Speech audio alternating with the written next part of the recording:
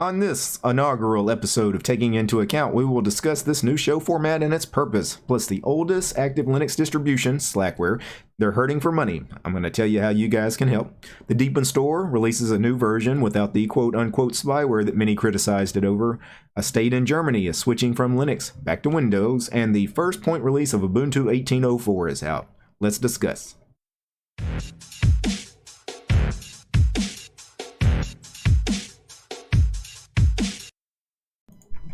So the first story on the docket today is, of course, this show. What exactly is Taking Into Account?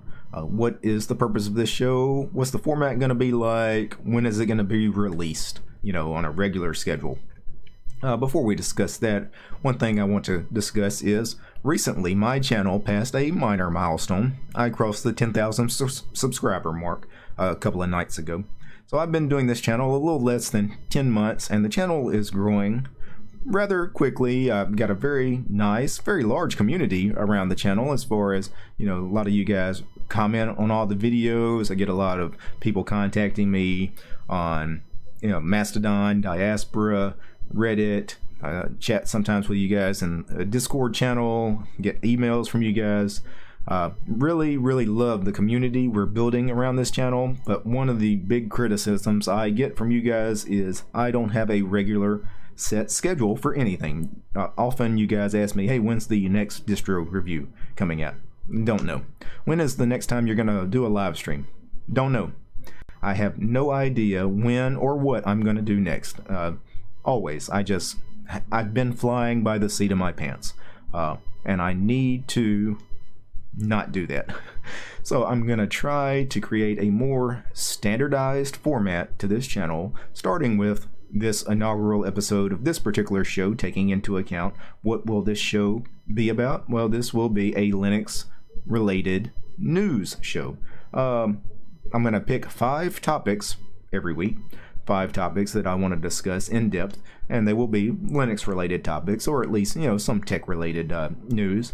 I want to do a mixture of mainstream stories. For example, later I'm going to discuss the Ubuntu point release, very mainstream story. Everybody's going to cover that thing, but I do also want to do some not so mainstream stories along the way. I want to do some stories that are kind of off the beaten path that you won't see, on major blogs and news sites. For example, the second story in the list tonight that I'm going to discuss, the Slackware dev needing funds. You're not going to find that on any big tech site. That story, the reason I know about it is I happened to find a Reddit post about the Slackware developer posting on the linuxquestions.org web forum that he was broke and needed money. And I thought, man, that's a big story. We need people to know about it, and of course we need people to help the main dev of Slackware out. So I really thought that was worth mentioning. It's probably not something you're going to see a lot of news shows discuss. So again, I wanted this particular show taking into account some mainstream stuff, some not so mainstream stuff as far as Linux news. So a lot of the stuff I'm going to get as far as the off the beaten path stuff will be stuff I find on Reddit, on forums, on mailing lists, that sort of thing. So I want to publish an episode of Taking Into Account at once a week. I want a regular weekly show, and I'm publishing this one here Thursday night here in the US. Will this show be released every Thursday? No, I don't know if this will be every Thursday, but episode 2, I'm going to produce an episode 2 next week, and I will nail down a day of the week for this every week. I will commit to every week. I won't commit to an exact hour of that day, but every certain day of this week, you're going to get a new episode of Taking Into Account. So I really, need to straighten up a little bit, create a more rigid, more standard format to the show, a more rigid schedule, so you guys, can set your clock to, hey, you know what, today is Thursday, a new episode of Taking Into Account is coming out, with DT. I love that. I can go ahead and just, again, set my clock to it, and I know when it's coming out. Instead of you guys, sometimes you get a notification from me 30 minutes before I stream. This particular show also will not be a live show. It's not a live show now. It will not be a live show. This will be a pre-recorded show. But I will try to release it again. I'm going to pick a certain day of the week, and we're going to try to stick to it. We'll see how it goes. Anyway, the number 2 story that we're going to discuss is actually really the number 1 story this week. Of course, the number 1 story was about the show itself, but really this is what I wanted to focus on for this particular episode here is the Slackware developer needs funds. So we're talking about the main developer of Slackware. I'm talking about Mr. Patrick Volkerding. He posted over on linuxquestions.org, which is a web forum, Linux support forum. And I'll read a little bit of his forum post here. Basically, Slackware has a store called the Slackware Store. Here, let me pull that up. Where this is really the only way to donate to Slackware. There's no like Patreon account or PayPal account or anything like that to donate to Slackware. There's no contribute button anywhere on the site. When you download the ISO, it doesn't ask for donations. The Slackware Store is really how people donate to Slackware and donate to Patrick himself, the main dev, who's been doing Slackware now for 25 years. Slackware, the oldest active Linux distribution. Anyway, so what they have this store here, and Patrick mentions that he's been mulling this over exactly how to tell everybody this, but the store has been ripping me off horribly. He says, I'm nearly broke. I have no evidence that they've ever done anything with the donations besides line their own pockets. I have not been paid any money by them in 2 years. That was up on the 14.2 release. The 14.2 release generated nearly $100,000 in revenue. The store gave me $15,000 and later said that I was overpaid for that $15,000. So Patrick is really getting a raw deal with whoever he has set up this Slackware store with. He says when he agreed to set up the store, it was structured in such a way that they own 60% of the company, as far as whoever he's in business with on the Slackware store, and that Patrick and his wife own the other 40%. But apparently he's not even getting 40%. I mean, even the 60-40 split was a pretty raw deal in the beginning. And anyway, he says, still not sure how to move forward, but I have some hope that the community might think that my work is and has been worth supporting. Absolutely. I mean, the guy deserves to be paid for his monumental work as far as maintaining Slackware. If at all possible, I'd like to get away from replicating physical media, which seems to be a lost cause. So he's talking about, t-shirts and mugs and, stuff like that. So he wants, real money. He wants people to actually donate cash instead of dealing with something like this store. Well, maybe, but I don't see that providing a reasonable income either. I'm wondering how Patreon would do. I think Patreon actually would be the best way to go. I really think somebody should help Patrick. They should set up a Patreon account because so many people are already on Patreon. We all are on Patreon. We all donate to other projects. So if he set up a Patreon account, people would just throw money at him immediately. He did not go the Patreon route right away. He may eventually. I'm not sure exactly what his thought process is as far as, if Patreon is something he may want to do eventually down the road. But he did set up a link as far as PayPal. People can just donate any dollar amount they wish directly to Patrick. I will link that in the show's description after the show's over. I also need to send Patrick a few bucks of my own too, because I think it's definitely something we need to do. We need to support Patrick. We need to support Slackware. The world would be dimmer without Slackware. It really would. Slackware, again, is the oldest active Linux distribution. We can't let that thing fail. Yeah, so again, I hope any of you guys, if you got a couple of extra bucks, I really hope you consider donating to Patrick and, to help support Slackware. I'm not a Slackware user. I don't run it. I don't ever plan on being a Slackware user.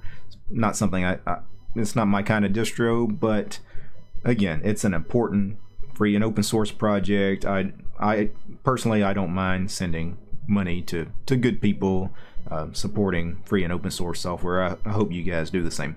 Anyway, the next story on today's docket is the Deepin Store. The Deepin Store had a new version 5.0 released. This particular Deepin Store does not have these CNZZ web analytics in it. They've removed that stuff from the store. It's what some people were labeling as quote-unquote spyware. So Is that going to calm some of the fears that certain users have out there? Maybe, maybe not. Anyway, the release announcement, I will link it in the description. Deepin Store version 5.0 is released. Easy to manage your apps. Reading the release announcement, it's the standard Deepin Store. It's a fantastic store, by the way. No major changes to it other than the CNZZ web analytics being removed, but it's the same. Really fantastic. It's probably the best graphical software center in Linux. Very attractive, very well organized. One of the great features of it is they have a way to donate to your favorite, developers or to the apps you use. I love that. I like being able to tip people for their hard work directly in the store. Fantastic feature. Why is this big news, the CNZZ statistics being released? Well, for those of you that haven't been following, a couple of months back, QuidsUp, very big Linux YouTuber, posted a video stating that Deepin contained spyware. He found that in the Deepin web store, the Deepin Software Center is basically a front end to a website, and this website had web analytics on it, basically tracking information about you, similar to something like Google Analytics. You visit a website, Google is collecting information about browser screen resolution. Well, this Chinese company CNZZ is what Deepin was using for their web analytics, and some people took real issue with that because A, Deepin's a Chinese distro, they don't trust China, and B, CNZZ is a Chinese company, they don't trust Chinese companies.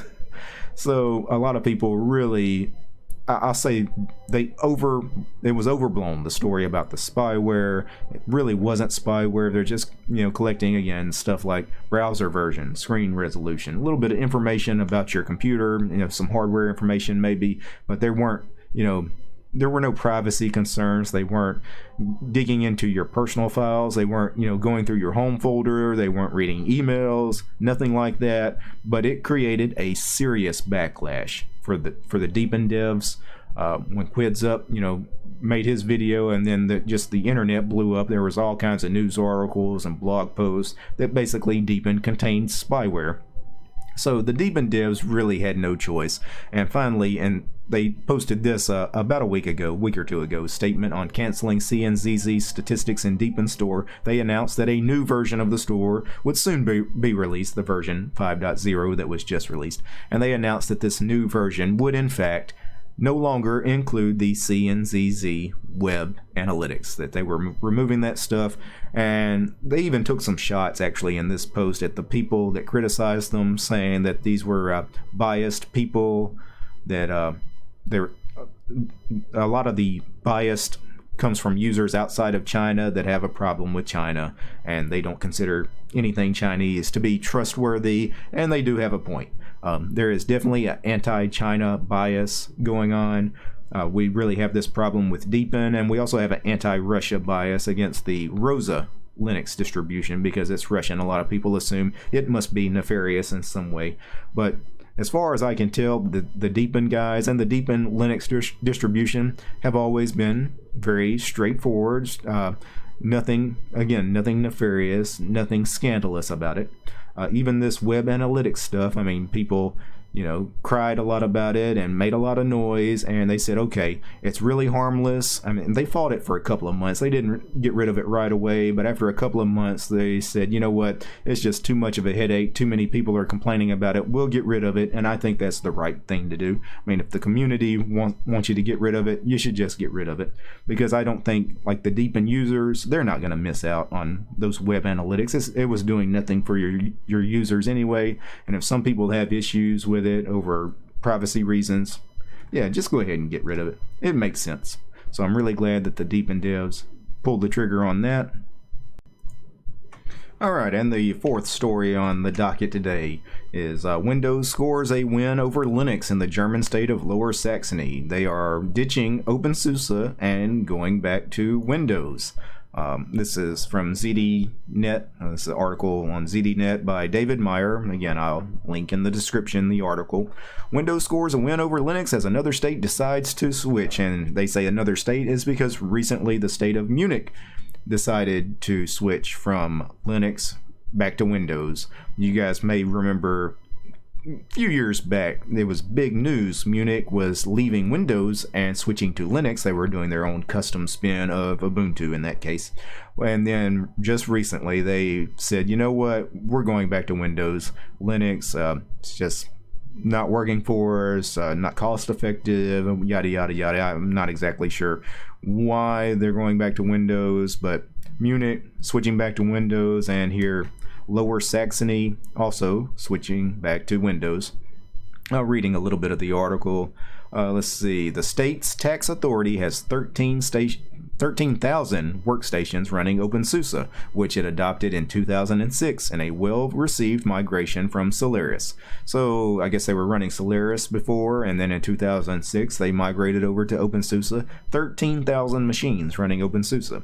And now it wants to migrate all of those to what they call, quote, a current version of Windows. So Windows 10 probably, although I mean technically Windows 7 is still supported, but only for another year or two. Hopefully if they're going to migrate to Windows, it's going to be to Windows 10. Anyway, the authority reasons that many of its field workers and telephone support services already use Windows. So what they're saying is, you know, a lot of our tech guys and, you know, a lot of our associates, they're already using Windows on their machines, on their personal devices, so they want to standardize. Standardization, quote, makes sense, according to the article. An upgrade of some kind would in any case be necessary soon because the PCs are running OpenSUSE versions 12.2 and 13.2, neither of which is supported anymore. So they're running out of date versions of OpenSUSE. They have to upgrade all these machines anyway, these 13,000 workstations that are running OpenSUSE. They're either going to have to install a newer version of SUSE or some other version of Linux. Anyway, they figured, you know what, we're just going to go back to Windows. So they're going to Windows. According to the Lower Saxony's draft budget, it's going to cost them, what, 5.9 million euros is set aside for the migration, with a further 7 million annually over the following years.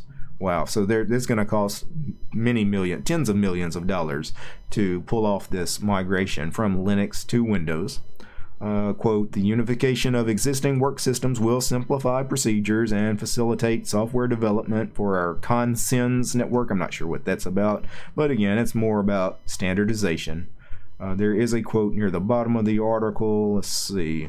From the Germany's Open Source Business Alliance, so open source business, they, with equal regret, we need to accept that others go a different route in their particular project. So they understand the need for some people to not use open source software like Linux and go back to Windows.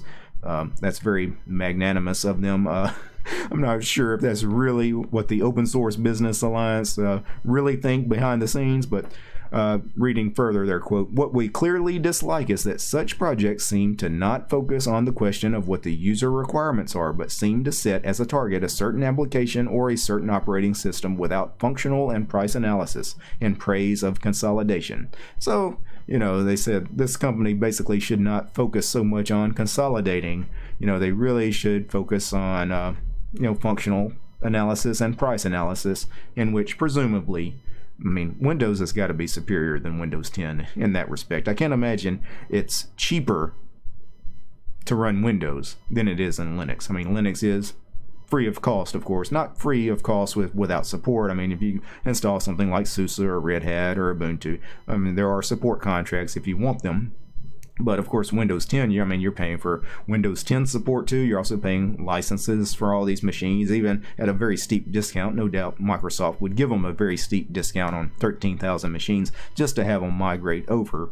But I don't know. It's sad to see Munich switch back to Windows, and it's sad to see the Lower Saxony switch back to Windows too. I'm not sure why this is happening, and both these stories were in Germany. Yeah, that's strange. Anyway, so it is a bit of a loss for our team, the Linux team. And in the fifth and final story today, the Ubuntu 18.04 release was just released.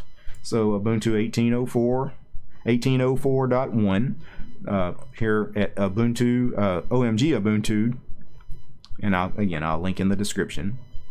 The first point release of Ubuntu 18.04 LTS is now available to download. So if you want a fresh ISO, if you don't already have a working system with Ubuntu on it, you can go grab the latest ISO of Ubuntu LTS, and it will be 18.04.1.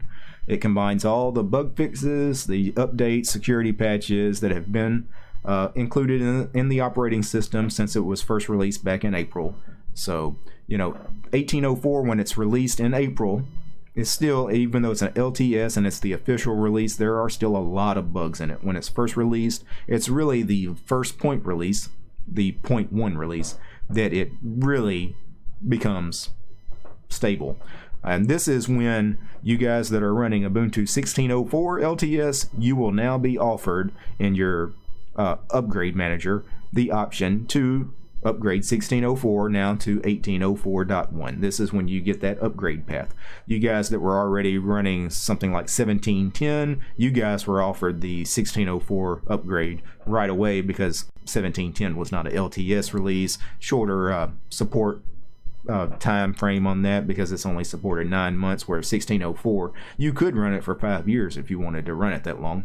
Most people, though, usually if you're going to run the Ubuntu LTS, you're going to upgrade every 2 years, every time an LTS comes out. So you upgrade 16.04 to 18.04.1, and then you run 18.04 until 20.04.1 comes out, because you don't want to do the immediate upgrade to 20.04. You always want to wait for that first point release, because that's when all the bugs hopefully should be worked out by the point release.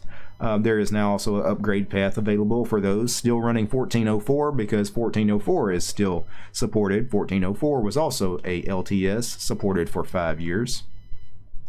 Among the bug fixes, you'll find better metric collection in the Ubuntu reports, support for installing NVMe with RAID 1, so for those of you with these newer NVMe devices, there you go.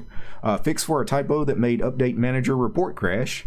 Miscellaneous unattended upgrade fixes. The Ubuntu Welcome tool now mentions docs and notifications. Patches to make audio work on Lenovo machines with dual audio codecs. Restore new tab menu in the GNOME terminal, and a new Thunderbolt panel in the Settings app. And probably the biggest thing about this upgrade as far as the 18.04 release, those of you that are going to attempt the upgrade, regardless of the upgrade path, if you're going from 16.04 to 18.04 or from 17.10 to 18.04 or whatever, backups. You have to make backups. Remember, backup all of your personal data, all your personal files. So what we're talking about here, of course, is your home directory. The home directory is where all your config files reside. It also includes your folders for music, pictures, documents, downloads, all of that. Just back up your home directory. If you have an external hard drive, back up to that, or external SSD drive, or a USB stick that's big enough. Make backups, because these upgrades, not just the Ubuntu upgrades, but anytime you upgrade from any version of Linux to the next, one of these big upgrades, these things are net installs, right? They're pulling, sometimes a couple of thousand packages down from the web and upgrading your entire system. What happens if the internet is a little wonky? What happens worse if the power goes out halfway through the install? I mean, it could wreck your system. It could completely hose your Ubuntu install. Now, what do you have to do? Well, you have to reformat the drive and reinstall Ubuntu anyway. You have to go grab the ISO from Ubuntu.com, the ISO of 18.04.1. You have to reinstall. Well, reinstalling is not a big deal if you have backups. If you have good backups, in 15 minutes you're up and running again. So again, always remember, anytime you upgrade from one version of any Linux to the next, backups. And that is it for this inaugural episode of Taking Into Account. Again, we will release episode 2 sometime next week, and I will pin down what day of the week you guys can set your clock to, and we will go from there. We will make this a weekly show on a particular day every week. You will get a new Taking Into Account from now until the end of time. Before I go, of course, I do have to do a special thanks to my patrons, all my Patreon supporters. These guys are the ones that make this show possible. And of course, I'm talking about Ansem, David, Carlos, Chuck, Daniel, Brian, Leor, A.K. Ron, Mr. Neely Pops, Bart, Robert, Marcus, Dan, Mr. Smarty Pants, Swami, Ben, Humade, Keith, Dan, Mr. GFY, Michael, Tony, Bruno, David, Silvio, Omar, John, Carl, Greg, Christian, Rob, Matt, Mark, Tiedemann, First Stephen, Second Stephen, Third Stephen, Eduardo, Alex, Jake, Benjamin, Marcus, Interceptor, First Paul, Second Paul, Alan, Katrina, John, and Tubella. You guys rock. Peace, guys.